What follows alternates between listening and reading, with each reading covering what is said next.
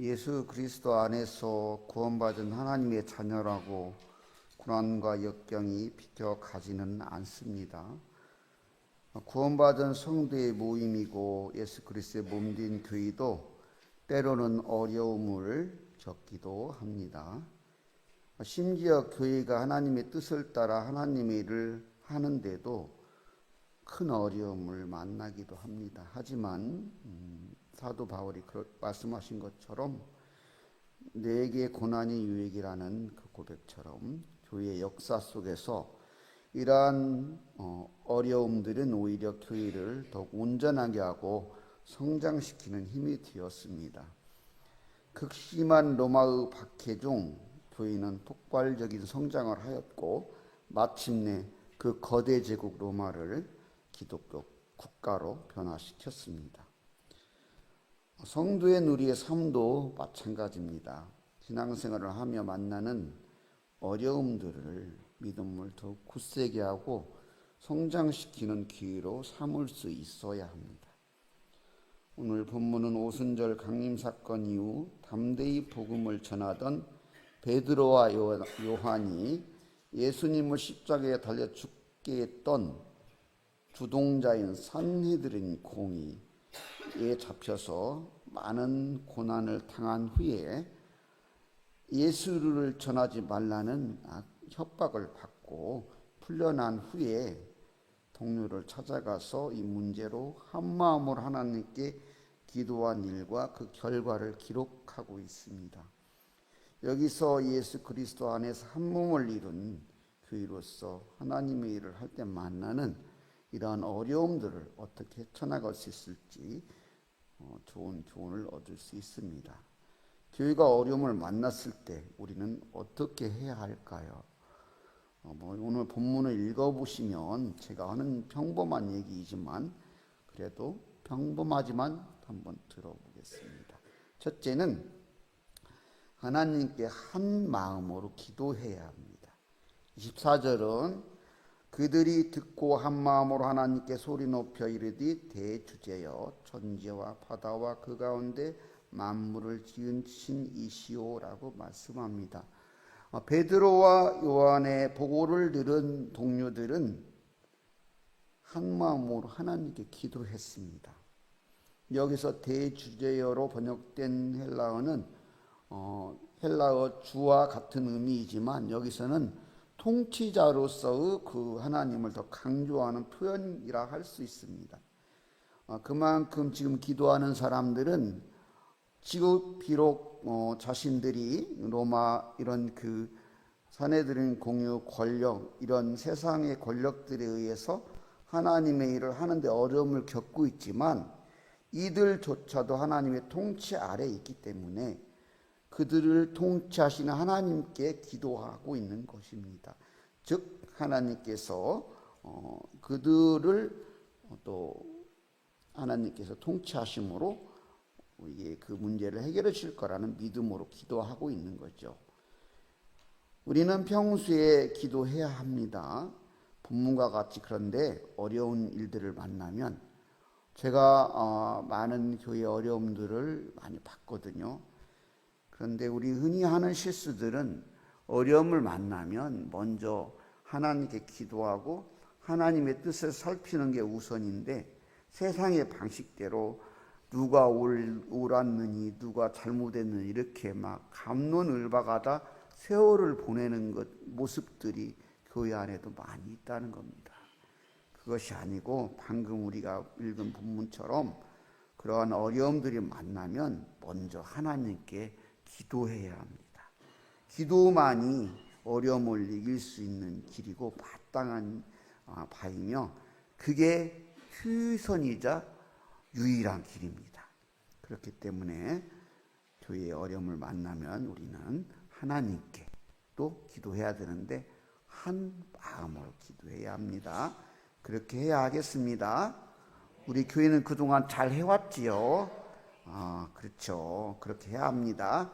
두 번째는 하나님께 형편을 아뢰고 도움을 구해야 합니다. 19절은 주여 이제도 우리의 이업함을 굽어 보시옵고 또 종들로 하여금 담대히 하나님 말씀을 전하게 하여 주시오며라고 말씀합니다.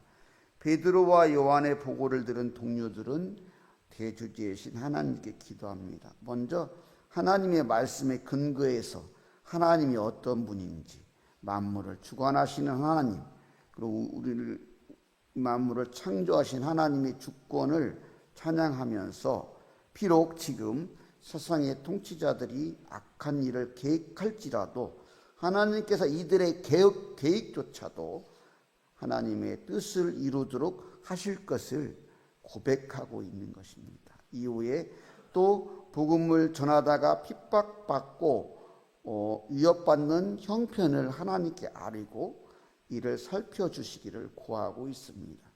그리고 또 중요한 게 담대히 그럼에도 하나님의 말씀을 전하여 주시기를 간구하고 있습니다. 또한 예수님의 이름으로 표적과 기사를 행할 수 있기를 간구합니다. 지금 어려움에 처한 교회는 하나님께 형편을 알리고 그럼에도 하나님의 일, 하나님 말씀을 전할 수 있기를 도움을 구하고 있습니다. 믿음의 사람도 이와 같습니다. 어려움을 만났을 때 이 어려움을 면하게 해주세요, 없애주세요, 이게 기도하는 것이 아니고 이 어려움을 이길 힘과 능력을 주시기를, 또 하나님의 일을 더 잘 해낼 수 있게 도와주시기를 구해야 하는 것입니다. 사도 바울은 자신을 끈질기게 괴롭히는 사탄의 가시를 제거해 주기를 하나님께 3번이나 구했습니다. 이것이 3번이라면 3번일 수도 있지만 할 수 있을 만큼 다 했다는 의미입니다. 그런데 하나님께서 내 은혜가 되게 족하다 이렇게 말씀하시니까 그 말씀대로 그 고난을 은혜로 삼아서 담대히 복음을 전하며 그 이방인의 사도로서의 사명을 감당할 수 있었습니다.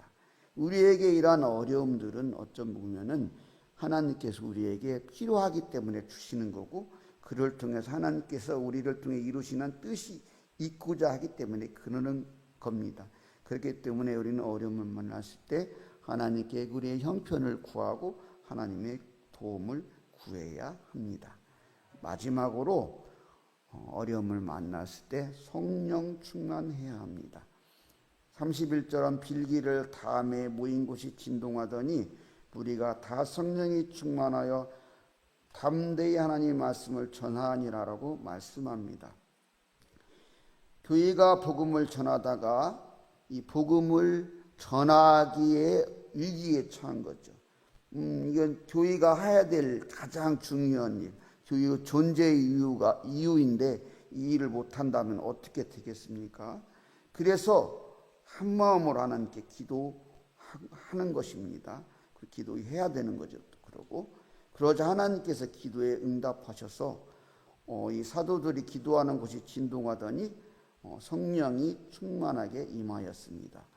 이 사도들은 이미 오순절 성령 강림 사건을 통해서 성령 충만함을 경험한 사람들입니다.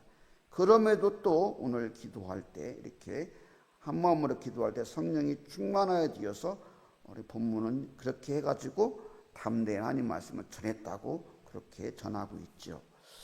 예수님도 그랬어요. 예수님은 하나님의 아들임에도 공생의 사역을 감당하시면서 매일 새벽 미명에 기도하셨죠. 그래서 성령 충만하셔서 사역을 감당했어요.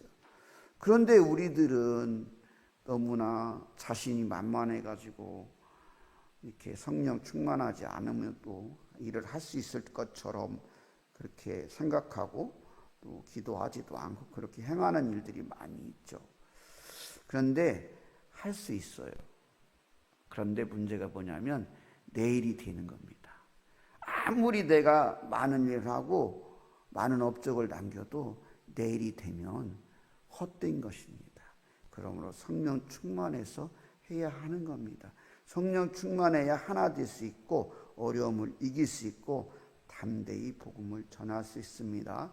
그렇기 때문에 교회가 어려움을 만났을 때 우리는 기도함으로 성령 충만해야 하겠습니다. 제가 오늘 본문 읽어보면 다 아는 얘기 뭐대로 또 하는가?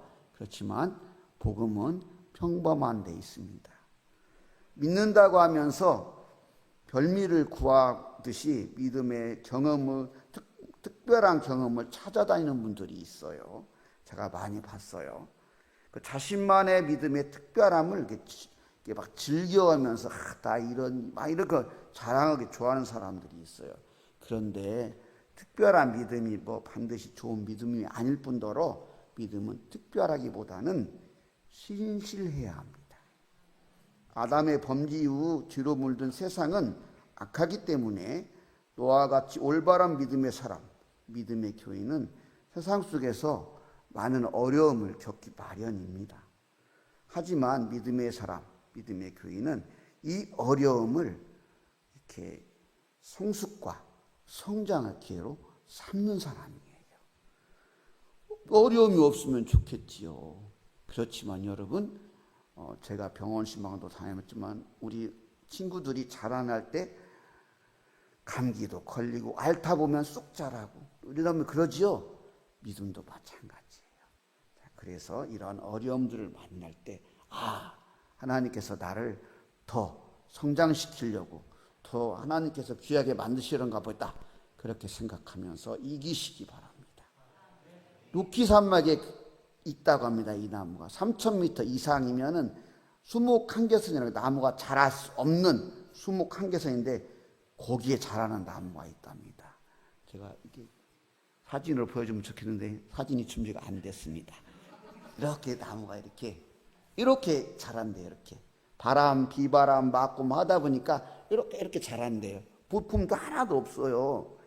그런데 그 나무가 여러분 놀라지 마세요. 20억짜리 발음도 잘 안 나오는데 스트라디바리우스 바이올린에 만드는 재료랍니다. 여러분, 여러분의 고난과 역경은 하나님께서 그 누구도 귀하게 여기는 보화를 만드시려고 그러는 겁니다. 그런 교회를 만드시려고 그러는 거예요. 그래서 우리 몇 달 고생했는데 귀한 목사님 보내주셨잖아요. 그렇죠. 여러분, 그러니까 이런 고난들을 이렇게 만났다고 당황하지 말고 흩어지지 말고 한 마음으로 기도하며 하나님께 모든 것을 아리고 성령 충만하고 이김으로써 오히려 고난을 통해서 더 성장하고 단단해지는 봉산교회 여러분 되기 바랍니다. 로마서 8장 35절 말씀이에요. 누가 우리를 그리스도의 사랑에서 끊으리요? 환난이나 공고나 박해나 기근이나 위험이나 칼이냐? 칼이야. 어떤 상황에서도 이 사랑으로 담대히 복음을 전하며 믿음의 사랑으로 승리하시기를